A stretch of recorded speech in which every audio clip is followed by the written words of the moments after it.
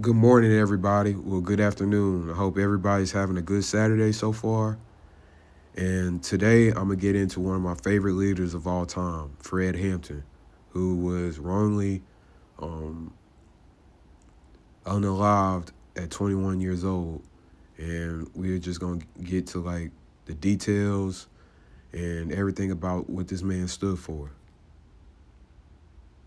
Fred Hampton was only 21 years old, but his legacy and his words spread it far beyond his age. He wasn't known for money or fame or political office. He was known for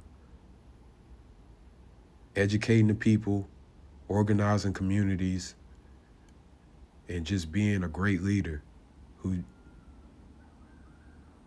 and today in this video, I'm gonna break down some things about his legacy. Fred Hampton was a leader far beyond his age, and he did a lot in the small duration that he was here with us on Earth.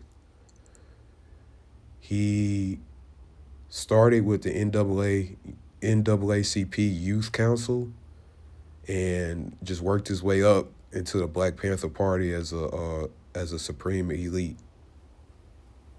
He organized breakfast clubs for the children, free breakfast, and basically worked his way up to be the chairman or supreme elite of the Black Panther Party.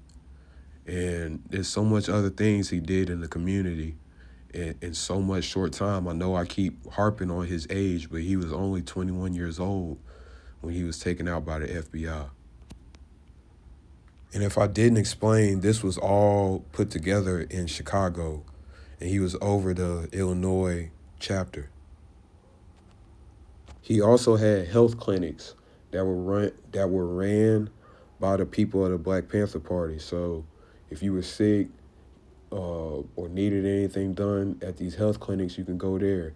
And he set up so many like community events and things like that, really trying to change the people in Chicago, Illinois, and he was succeeding. He was also known for bringing together this program called the Rainbow Coalition. And in this program, he brought together all the lower classes of every single race, not just Black people, to find solutions.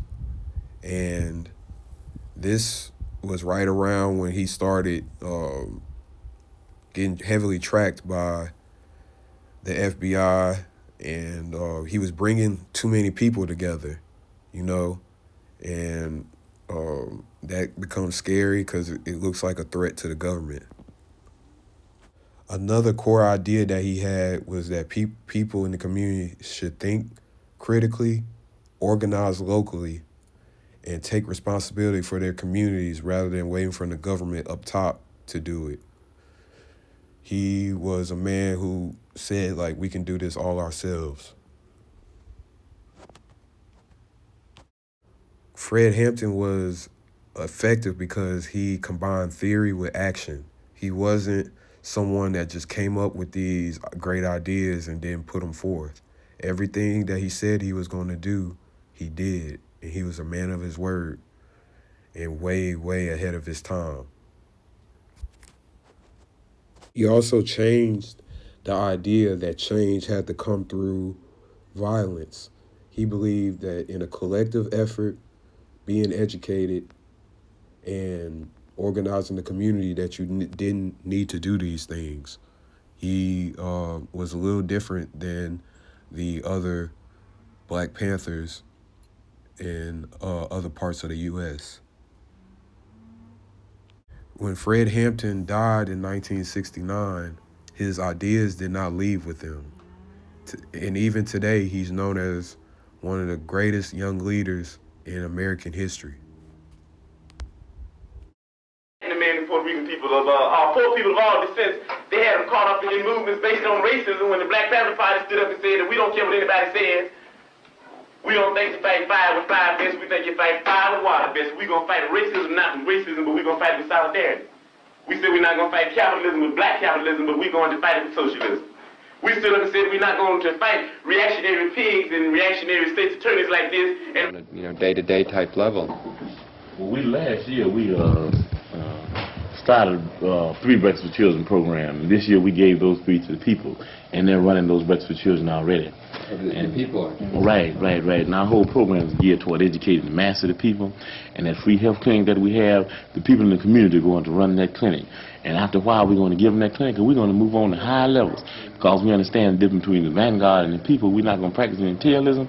We're going to keep out there setting up some new examples, some new revolutionary programs that the people can basically relate to, because basically people are progressive and basically people are revolutionary. We're not worried about them killing anybody, because I think that, they jailed Huey P. Newton, and they ran Cleve out the country, Elvis Cleve out the country, and they jailed Bobby Seale, and we got David Head up there now, who's very capable, most capable of running the Black Panther Party, and they can just take all of them they want to. We're always going to have someone to fulfill that position, because that's the type of organization the Black Panther Party is. We don't produce buffoons, we produce leaders. But everybody in the Black Panther Party, on any type of cadre, he's becoming a leader. We can, our minister, Deputy Minister of Health in the state of Illinois, can run the Black Panther Party, and so can anybody on this cadre. So all that they're involved in is an excursion in futility, because anybody that tries to deal with wiping out the leadership of the Black Panther Party is dealing with a time wasting. It's a futile effort to seize some type of power that can never be seized, because it's a type of flowing power, and it's a type of unending flow of this power. Every time somebody moves, we're just producing more and more people, And you know how the story goes. They had a chance. Wiping out power is what's got them in the mess they're in now. Wiping out power is that's what's got the Black Panther Party on their asses, because they wiped out so much power. So I think they're about tired of wiping out power. They wiped out Martin Luther King, and they wiped out Malcolm X, you know what I mean? And they wiped out all these people, and these people were produced. So I think that in the near future, you'll see programs initiated by the government that they'll probably have the CIA protecting people like us.